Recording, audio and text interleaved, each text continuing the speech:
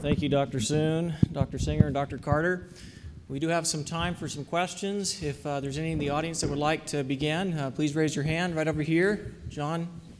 Yeah, and just a reminder, keep your questions to actual questions so that we can get them to answer them. Yeah, hi, this is a question to anyone on the panel. Why is it that conservative politicians across the world are not holding up NIPCC documents every time IPCC comes up? I mean, why are they not doing it? In Canada, I've been pushing them too, but they won't do it. What's the problem?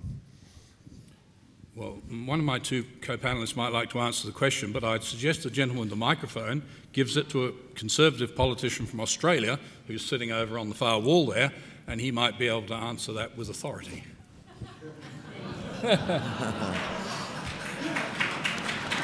Well done. The jiu-jitsu, push and pull.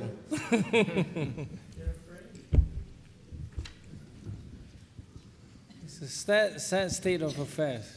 Well, actually, you're spot on. We should be, and to that end, I've actually purchased a bundle of the NIPCC's latest reports and the Guide for Policymakers to hand out to every Conservative Australian Member of Parliament. And I'm going to be inviting Professor Carter and Professor Jennifer Marahasi after this conference to come down to Canberra to talk people through it all.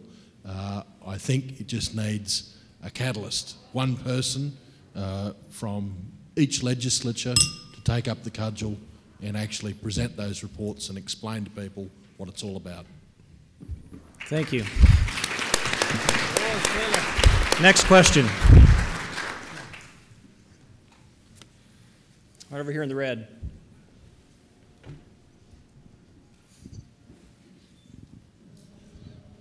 One of the things that I find in disagreements with those who believe in man-made global warming is the precautionary principle, in which they said we have to do this because the results could be catastrophic for us, and there's no downside of that. And I think that we are in disagreement with that, but how do you answer the precautionary principle that our advocates are preaching? What was the question? How do you deal with the precautionary principle when it's thrown at you? Do you want me to say something while you think about it? It would be great to say something. It's a very difficult question because it's often put to you in an emotional phrase, why not give Earth the benefit of the doubt? And unbelievably, that phrase came from Rupert Murdoch, who's one of the most hard-headed people on the planet. It's an emotional argument, it's deliberately emotional. The reality is that the precautionary principle concedes the argument in that very sentence. It says we have no definitive evidence that requires us to be concerned about this issue. So in the absence of definitive evidence, we'll just be emotional about it and let's give Earth the benefit of the doubt. The reality is that giving Earth the benefit of the doubt, as was pointed out in this morning's breakfast session, would be to increase the production of carbon dioxide so that we could fertilise more plants better. The argument of the precautionary principle in this context is, in my view, nonsense, but it's very powerful emotional nonsense. Also, it is applied exclusively to this issue, and in essence, one should apply the precautionary principle, if at all, to every issue that faces civilization, and then it simply becomes impractical, and it's easy to demonstrate that. I only take precaution by not drinking too much water.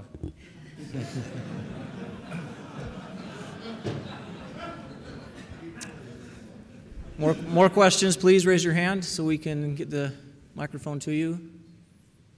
Right here.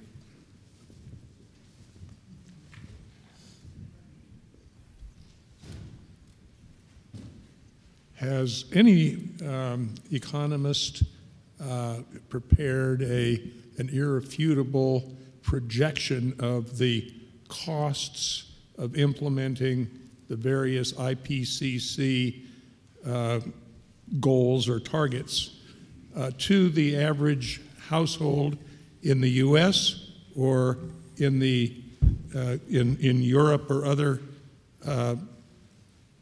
well-educated countries. Gentleman across. I would just like to add something to the discussion. The IPCC, as you can see from what I said, seems to have become more and more sure about anthropogenic global warming. I think this is a conscious effort to build up a momentum. It has political consequences. The more momentum they can build up, the more political response they can get to, for example, controlling the emission of carbon dioxide, which seems to be the overriding political aim of the whole exercise. Addressing more directly your question, if you were a politician, there's really only two facts you need, and that is, if we cut carbon dioxide by this amount, what will it cost? And what will be the reduction in global warming that will result? I stumped around Australia and New Zealand for something like 4 years trying to get a single newspaper reporter, television interviewer or politician to answer that question.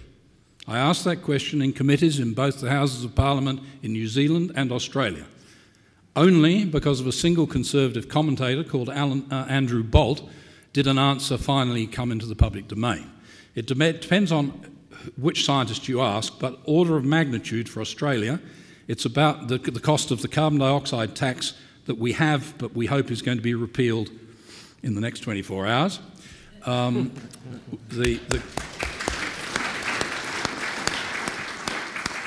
The cost of that and the ancillary and even more costly renewable energy tariff scheme is around $1,000 per year for a household of 4. The presumed reduction in global warming will be something of the order of 7/10,000ths of a degree.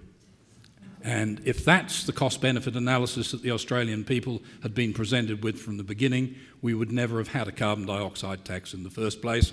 But that information was determinedly kept out of the public domain, which is probably why you're asking the question, because I'll bet the American equivalent's also been kept out of the public domain.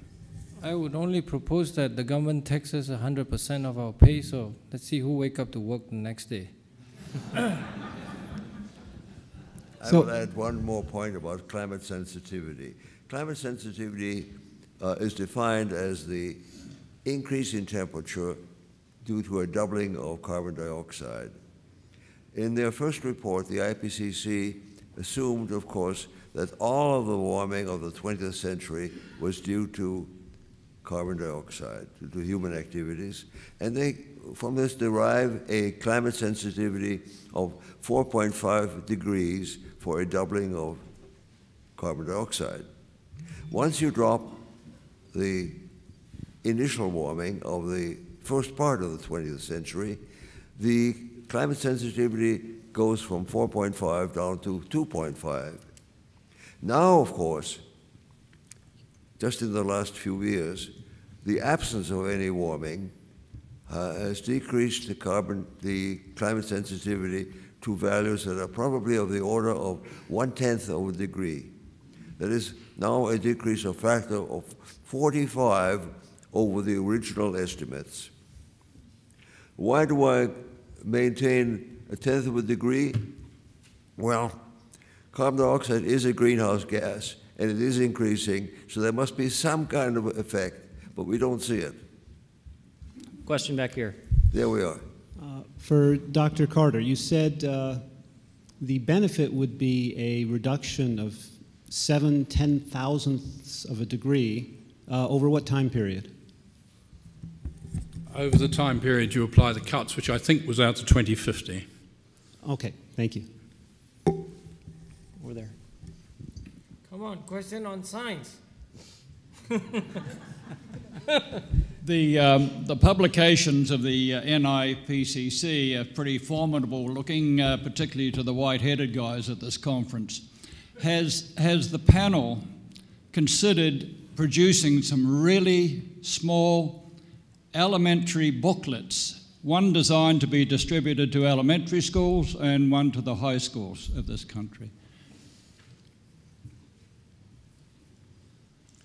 I mentioned the fact that the recent warming of the 20th century, the one that the IPCC always refers to in their attribution chapter, they always use their surface warming. They never look at the satellites, because if they did, they would find no warming, and then they would have zero climate sensitivity, and therefore no excuse at all for doing anything about mitigation of carbon dioxide emission.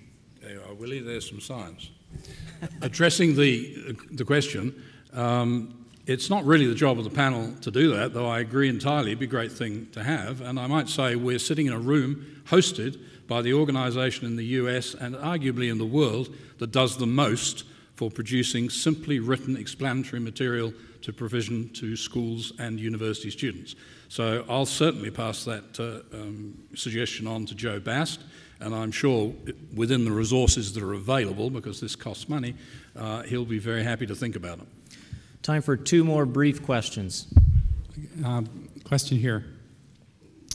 Has the NIPCC ever considered, or do they consider any of these models any good at all, or has it ever been considered to have maybe an open source project of making what the experts on this committee think are valid presumptions in a model, so that they could do their own testing with the experience of time to see, or is it possible to actually model the climate, in your opinion?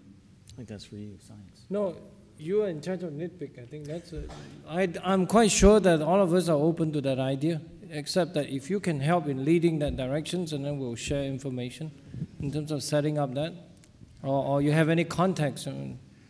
I think this is all very important to mention, that most of us are doing this in a somewhat voluntary way, and we do our best. Definitely that we're not IPCC. We are anti-IPCC.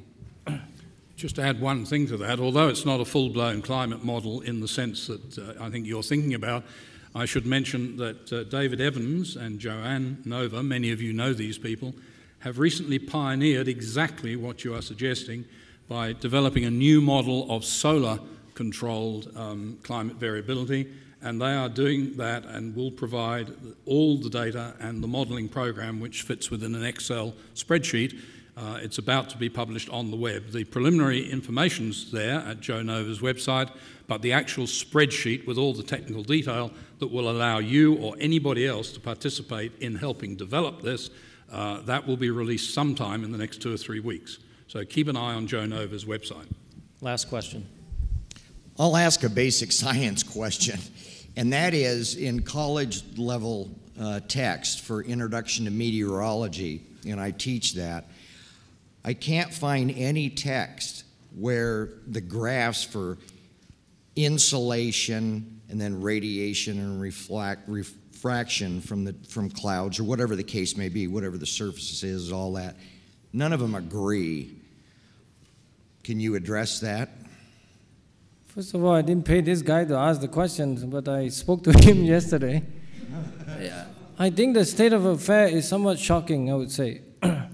It appears that most of the problem that you think is already solved is actually not solved. That's part of the problem that we have here. I would say that I somewhat agree with you, and I have to see what actually you have, so I'll take a look at it.